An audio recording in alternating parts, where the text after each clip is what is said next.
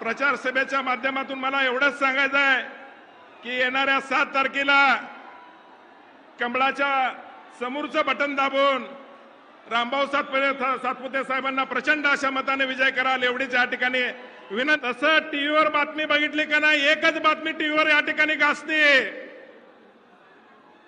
टीव्हीवर एकच बातमी या ठिकाणी दाखवली जाते, ती म्हणजे संविधान। त्याची चर्चा करत नाहीत, परंतु पहिलं वाक्य काय करतात की संविधान बदलणार म्हणून। मोदी साहेबांनी सुद्धा सांगितलं, मोदी साहेब प्रत्येक भाषणामध्ये सांगतात, आंबेडकर नगरामध्ये जातात, हात जोडतात, संविधान बदलणार आहे तो। अरे देशाचा पंतप्रधान नरेंद्र मोदी साहेब चहा विकणारा माणूस बाबासाहेबांच्या संविधानामुळे झालेला आहे, ही गोष्ट या ठिकाणी आपल्याला सांगावं लागणार आहे। परंतु हल्ली सोलापूरमध्ये काय करतात, गेल्या निवडणुकीमध्ये प्रकाश आंबेडकर साहेब निवडणुकीला थांबले होते, आंबेडकर नगरामध्ये गेलं, जय भीम संविधान बदलणार आहेत।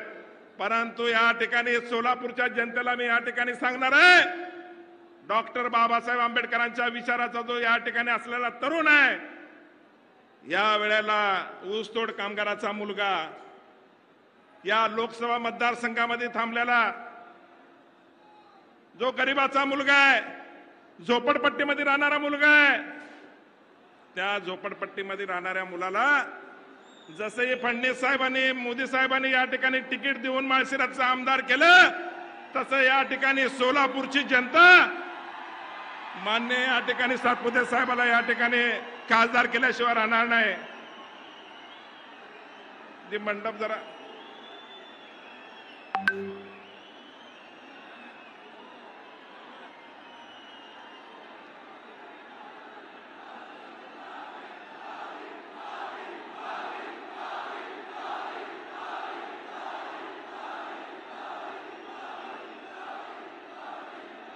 आजच्या या प्रचार सभेच्या माध्यमातून मला एवढंच सांगायचं आहे की येणाऱ्या 7 तारखेला कमळाच्या समोरचं बटन दाबून रामभाऊ सातपुते साहेबांना प्रचंड अशा मताने विजय कराल एवढीच या ठिकाणी विनंती करतो।